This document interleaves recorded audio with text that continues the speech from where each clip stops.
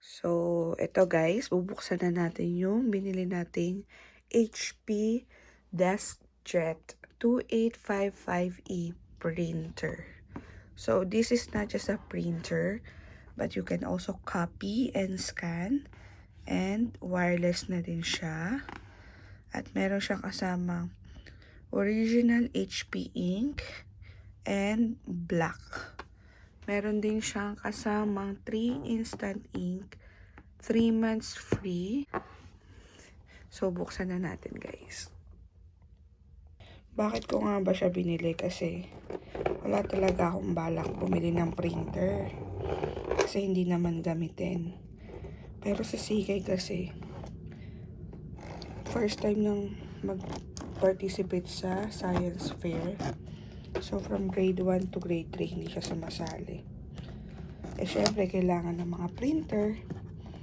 And secondly, gusto kong i-print para sa mga bata yung mga songs na kinakanta ng choir. And lastly, total kailangan namin siya at nakita ko nakasale lahat ng printer, Canon tsaka HP sa Walmart, Staples, Best Buy. Kaya napabili na ako. So this is $105. Pero nakuha namin ng $50 sa Best Buy. So ito, pagkabukas namin, meron na siyang instruction. Kasama na yung cord. At may kasama na siyang cartridges for colored ink and black inkjet sila. And kaya ito ang binili ko kasi yung sa Canon walang free na 3 months instant ink. Ito magsa-sign up lang kayo. Tapos after 3 months kapag hindi nyo kinancel, ito yung mga charges every month i-deliver sa bahay nyo. So after 3 months, make sure na i-cancel ko ito. Kasi hindi naman kami masyadong talagang gagamit ng ink. For this project lang. So, magandang deal na siya kasi meron siyang libreng 3 months instant ink. So, dahan-dahan lang guys yung pagbukas. Magaang lang siya. And, ganito siya kalaki oh. Yung mukha lang siya malaki sa video. Tapos, dahan-dahan natin pagkalin sa box. So, tanggalin natin sa box. Patong na. Magaang lang siya, guys. So, ganito lang siya kalaki. Ito yung manual. Pero, usually, hindi namin natin tanggalin nyo yung sa gilid. Make sure na stable ang papatungan nyo.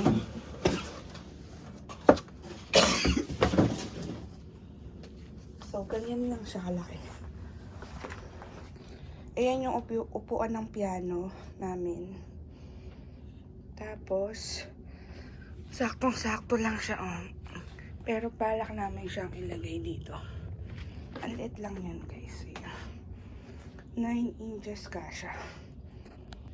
So, una natin nakabalot pa talaga siya, guys.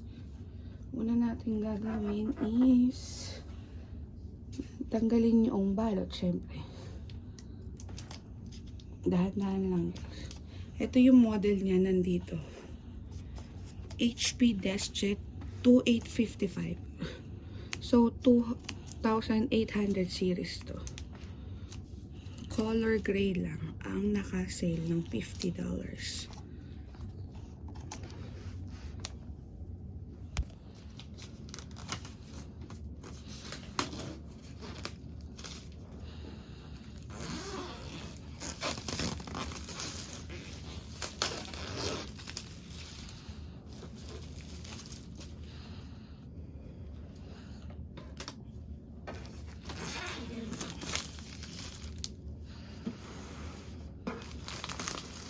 So, yung saksakan niya is nandito. ASMR So, hindi na to kailangan. Kasi wireless naman to kapag may internet kayo. Connect na lang sa internet. Then, after nyo matanggal yung plastic,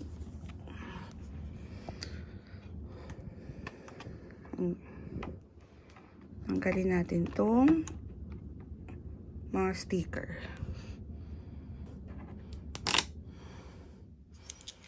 Lagay yung plastic.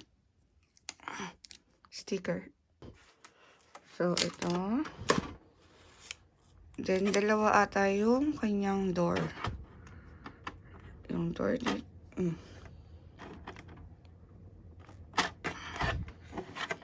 Paano pagbukas dito? Wait lang. Ayun, wag kayong matakot na hilahin to. Medyo matigas, pero dahan-dahan. Yun, bababa din siya. And dalawa yung door niya. Isa yun, pangalawa to. So, ito, nilagay nila to dito para kapag dinideliver sa mga bahay or kapag nasa box is hindi magkalas-kalas yung mga parts.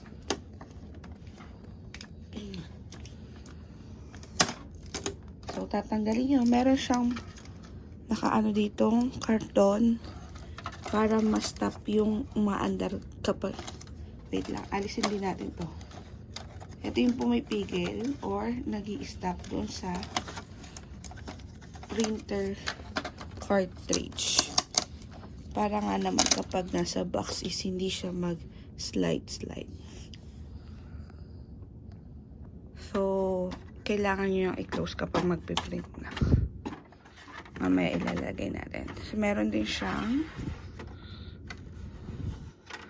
pangsapo ng mga paper. So, ayun. So, dalawang pinto lang, guys. Ito yung top view niya. Ito ay para sa black, colored, details, Wi-Fi. I don't know this. Malalaman natin mamaya. Or pag kulang na ng paper, siguro ayan ang pipindutin. Tapos, kapag nagbi-blink or nagrolo ko yung Wi-Fi, pipindutin nyo na sabay yung extra Wi-Fi. Tapos, dito kayo magka-copy and scan. So, kailangan nyo ting alisin yung... Actually, dapat dalawa yung ano dito eh. Pangit to kapag may mga fingerprints. So, wag nyo hawakan yung salamin as much as possible. So, ito ang kanyang scanner at copier. Ayun ang maganda sa mga printer ngayon. May scanner na at copier. So, ito yung cord niya. Mahaba naman yung cord niya. Papasok nyo, kahit anong posisyon guys, pwede. So, ipasok nyo dito.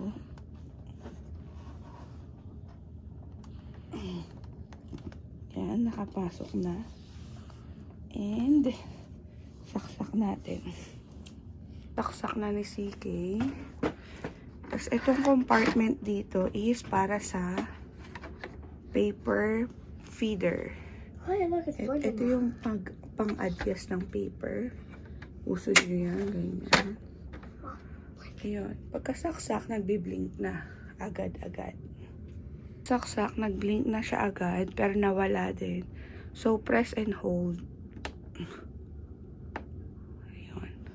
Nagbi-blink siya ulit. So, antayin lang natin. Nakita nyo may orange na lumabas. So, ilang seconds kaya to.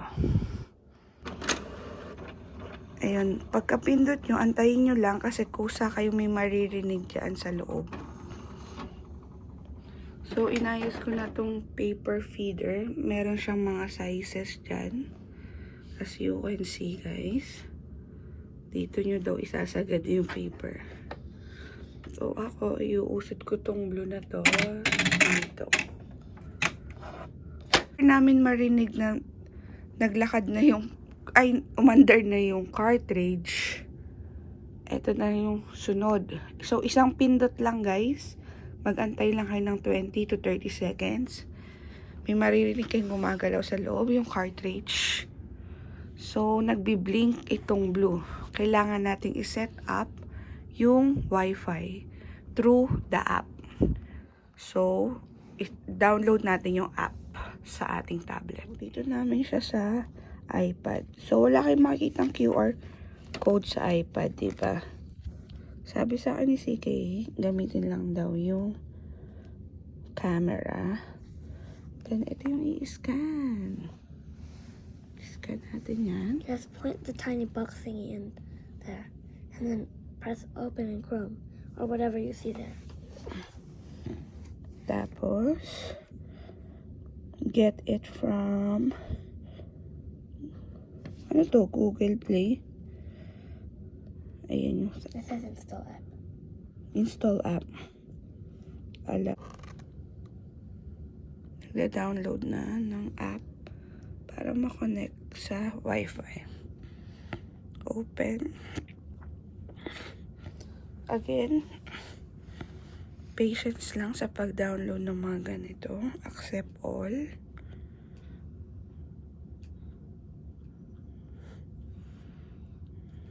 Register ko ng account ko, add device, set up a new printer.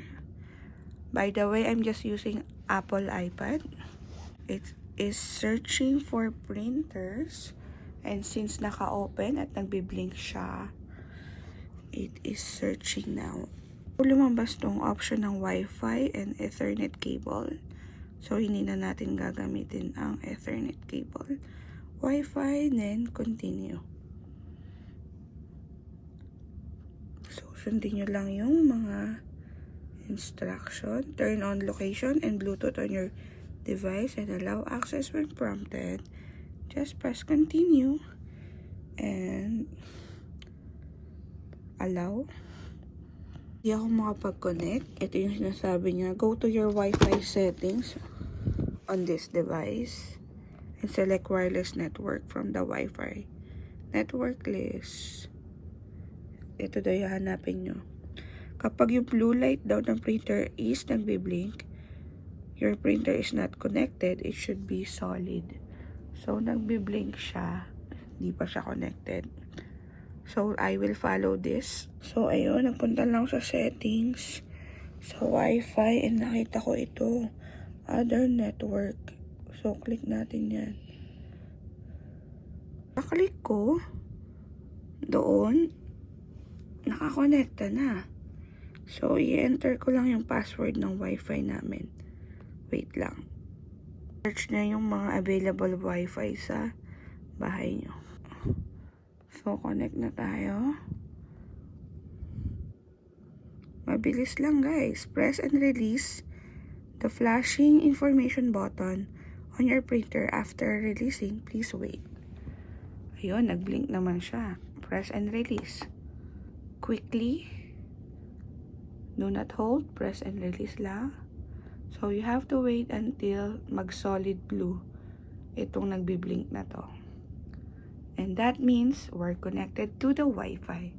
And we can now try to put in the ink cartridges. Siyempre, kapag bago, di ba, parang nakakatakot buksan. Pero hindi.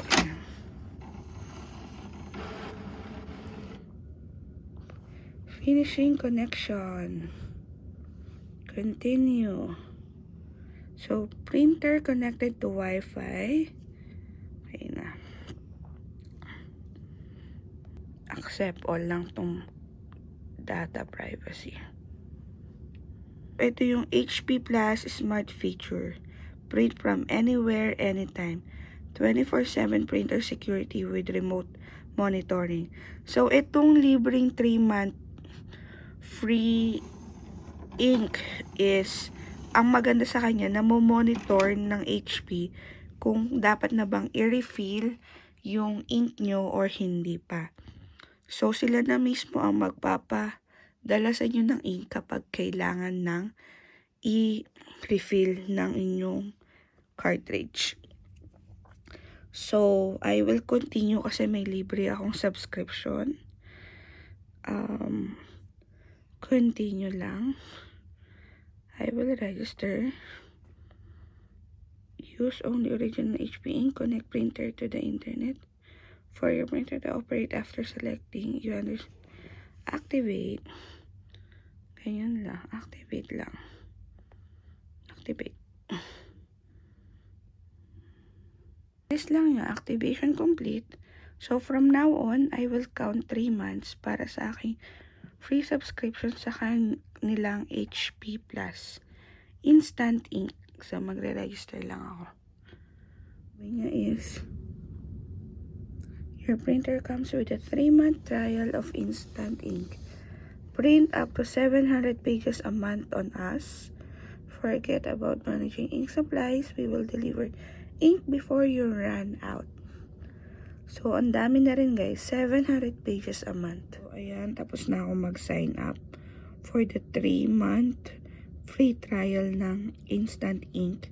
So, from today, Feb 26, kailangan ko siyang ma-cancel on May 26 after 3 months.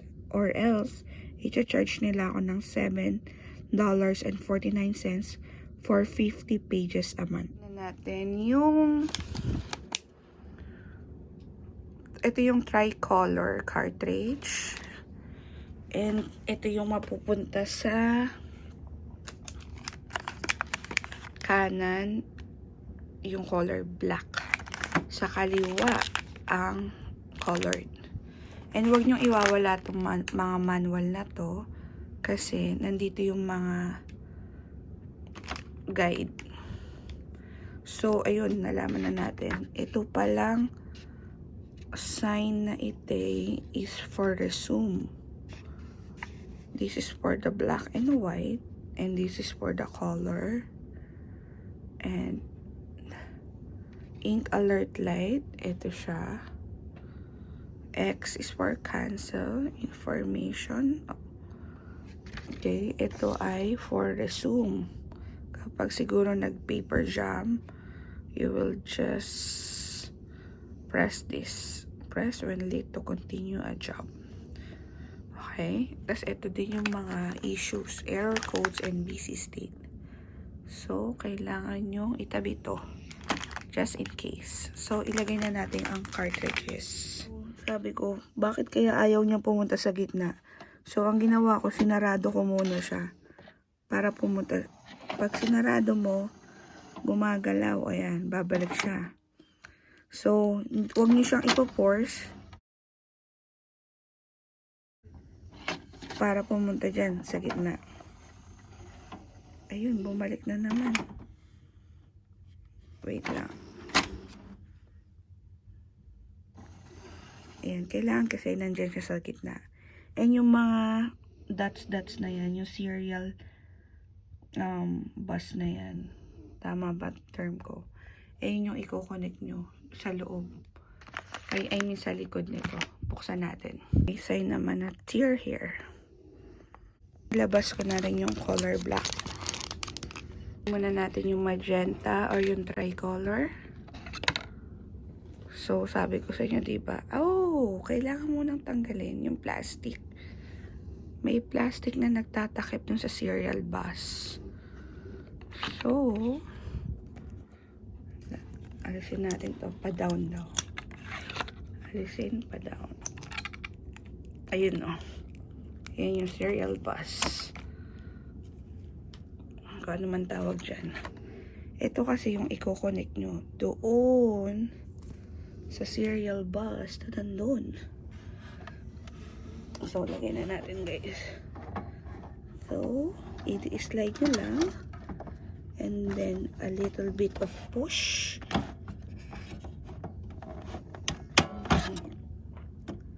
Madali lang, diba? And then, yung black. Alisin nyo lang din yung nagko-cover dun sa dots na yun. Ito siguro yung parang pan-detect ng HP dun sa account na sinetup natin sa app para malaman nila kung it runs out of ink na. Push. Oops, medyo matagal. So, ganun lang. Tapos, pagtatanggalin nyo, ganun lang. Hawakan nyo lang. Pagbabalik nyo, medyo force lang konti. Kinakalawit ko lang dito. Tapos, hahawak lang ako dito sa taas. Para i-push. Tapos, sarado. Para pumunta siya sa tamang pwesto. Maririnig nyo naman siya, guys. Tapos, i-close na natin yung lid. Oh. Tama ba?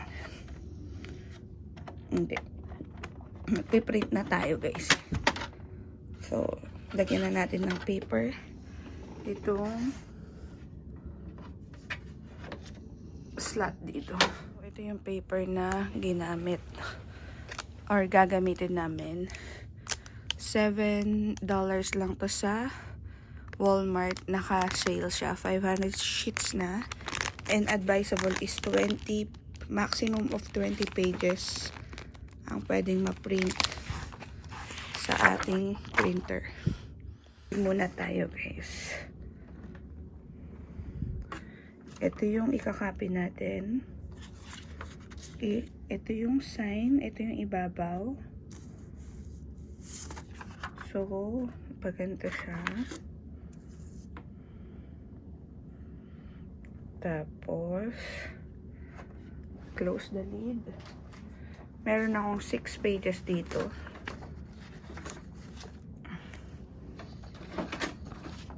Hindi nakaayos. Wait lang. So, inayos ko lang mabuti yung papel para wag mag-jam. Ito yung pangharap. Wala pa akong pinipindot. Umandar na siya. So, umiikot siya ng ganyan kapag nagpa-process siya. Nagpiprint, nagka-copy, o nag-i-scan. So, ito yung level ng ink for colored. Ayan yung level ng ink for black. So, madali nyo siyang mamomonitor. Oh! Ito yung nakalagay sa mga YouTube videos. Ito yung papel na hinahanap ko. Yung pala, kusa siyang magpiprint. Hinahanap ko siya sa box, guys. Sabi ko, nasan yung practice for printing? Yung practice paper. Akala ko, ang print na niya is yung nilagay ko na maliit na paper na gusto kong i-copy.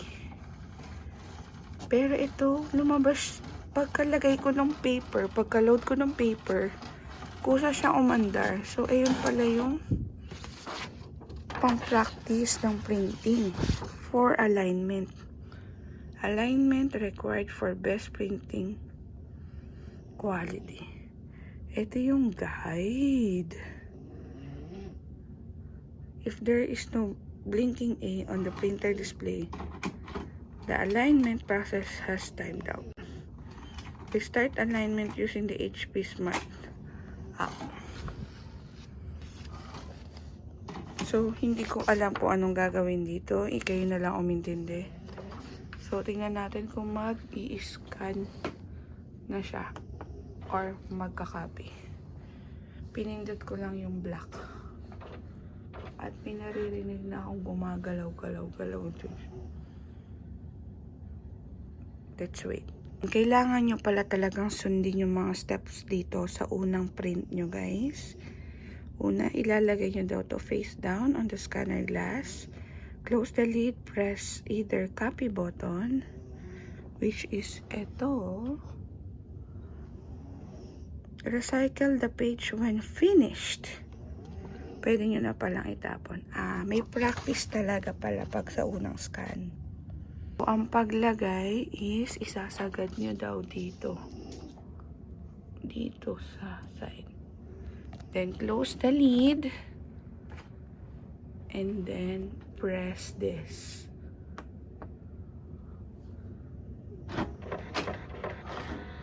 Ayun, lumabas na yung 1. Mabilis naman siya, guys. Ito siya. Practice naman tayo sa colored. So, paano yung takbo ng paper? Pag ganun yung print niya. Yun. Una yung taas. Diba? Medyo malabo, actually. Okay, tapos na. Let's compare sa original kanina. Original, I mean yung unang na print. Ito yung black.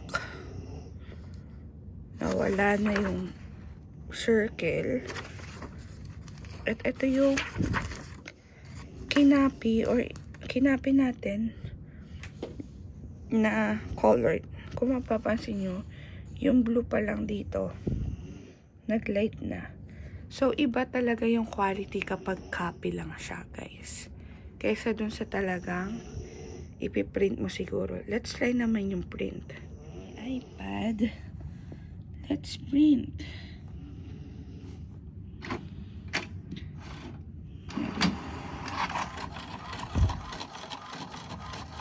Oh.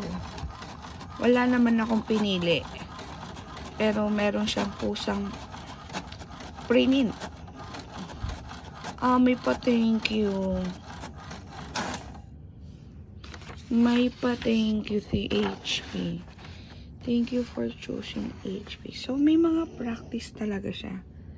Nakita nyo guys kung gaano siya kalinaw kapag galing talaga siya sa print versus doon sa copy lang. Mas malinaw talaga kapag print.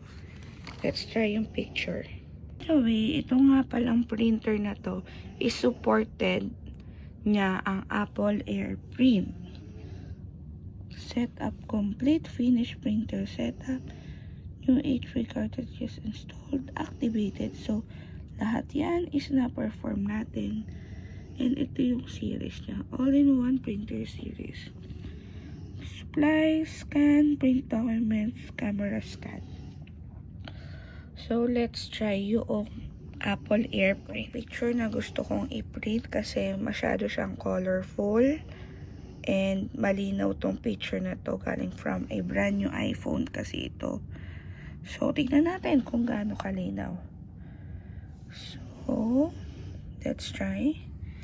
First time ko mag-Apple Air Print. Let's try this button. So, pinindot ko to. Tapos, ayun yung, tingnan nyo yung check mark. Kung tama ba. Scroll down. Nandun yung print. Meron din siyang print with the HP app.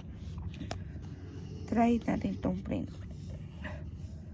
So, nung clinic ko yung print, may lumabas na printer. Print mo yung select. HP DeskJet 200. So, ayan yung preview niya. Paper na to is letter size. In color, nandun na siya. Then, hit mo siguro itong print. Okay, let's see. Kung mag-e-effect ang Wi-Fi, walang nangyayari, guys. So, let's try the app. Oh, wait. Masyado lang ako excited. Ayun. Cancel muna natin.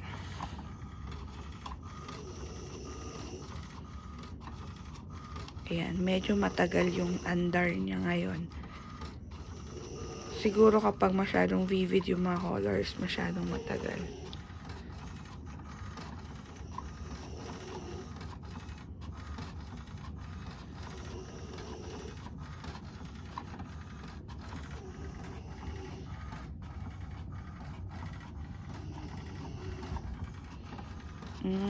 Ganyan lang siya guys, yung color niya. So, ito yung quality ng kanyang paper. I mean ng kanyang colored print. Medyo matagal kasi ang colorful naman talaga nito. And medyo madilim. Libre naman ng ink. Magpili tayo ng picture na black and white. And then, itry natin yung True Up. So, pindutin ko ulit to. Tapos, print with HP app. Ito talagang black and white to. Choose your printer again. Tapos, ayun siya. Ito naman yung second way. Swipe to change print settings. Swipe. Oh, meron siya ditong letter. Oh, ayun. Swipe nyo lang up. Color, normal. Try natin yung black only. Black only. And then print. Print job sent. So you have to wait again. Ito ay black lang. Black and white na talaga siya, pero blinak ko pa rin.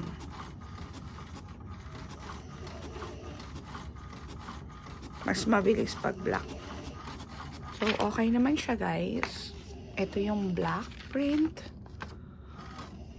And this is the colored. Siguro kung photo paper ang gamit nyo, mas maganda siya. Lalo na dito sa colored.